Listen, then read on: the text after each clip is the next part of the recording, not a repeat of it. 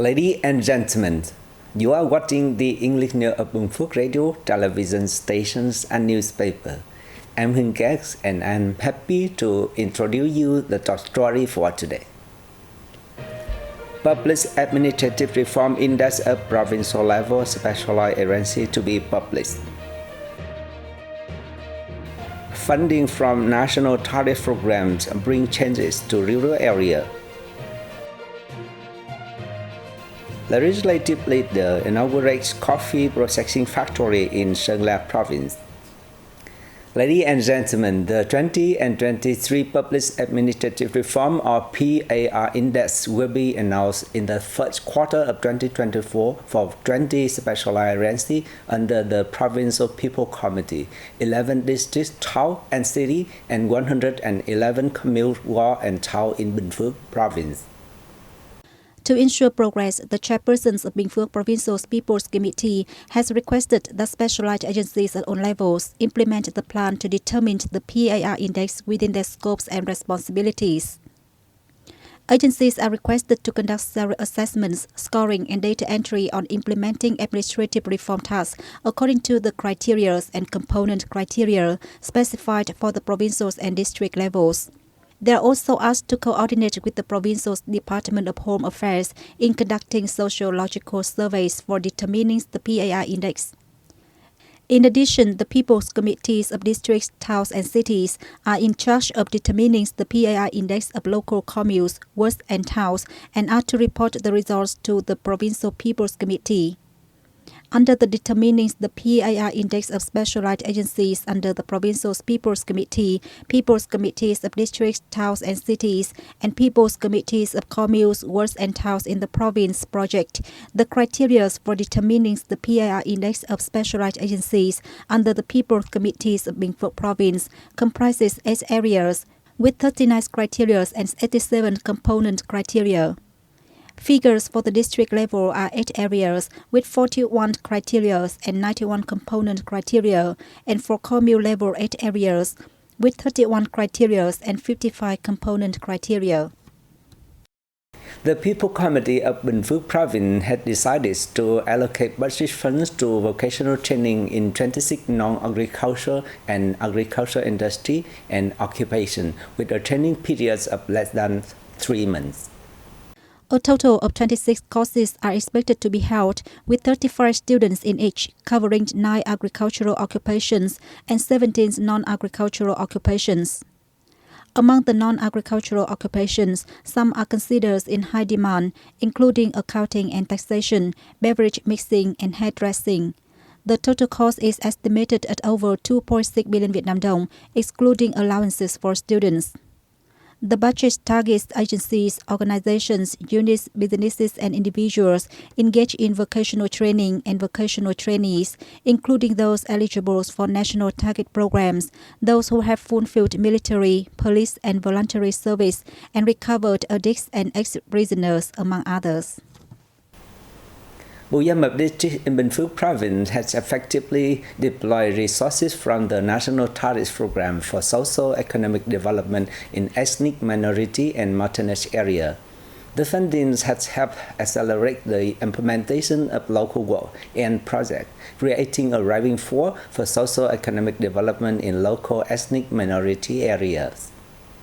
In 2022 and 2023, over 155 billion Vietnam dong was allocated for Buyam district under the National Target Program for Socio-Economic Development in ethnic minorities and mountainous areas, of which nearly 85 billion Vietnam dong was earmarked for 2023. In the first 9 months of this year, the funding has helped address the shortage of residential land, agricultural land, and domestic water supply, supported the sustainable development of agricultural and forestry production, built a commodities value chain, and upgraded cultural institutions.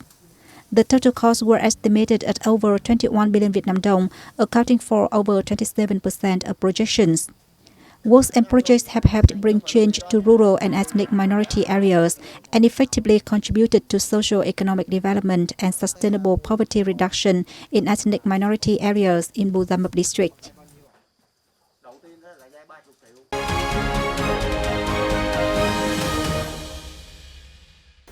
Ladies and gentlemen, National Assembly Chairman Vương Đình Huệ attended a ceremony on October the 21st to inaugurate a coffee factory in Mang District, Sơn La Province. The over $10 million coffee processing factory is expected to help boost the growth of the coffee industry in the northern mountainous province of Sơn La.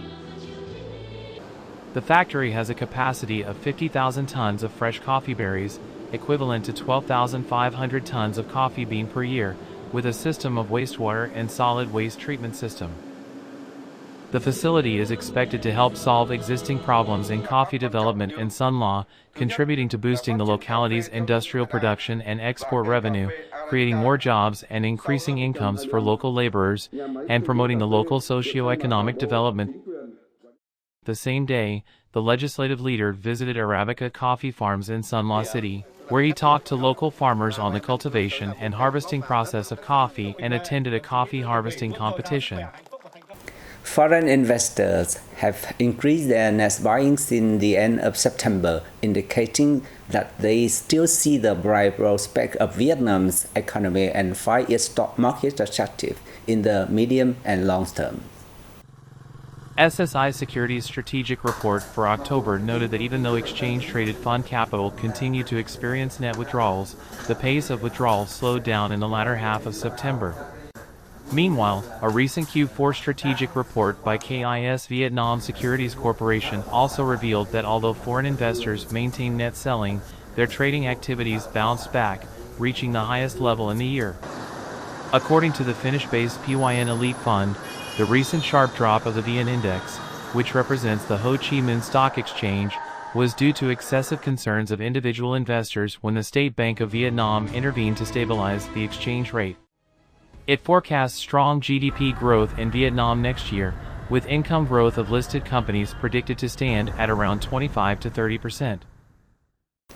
Instant noodle, a type of fast food originating from Japan more than 6 decades ago, are returning to markets as imported products and are loved by Japanese consumers.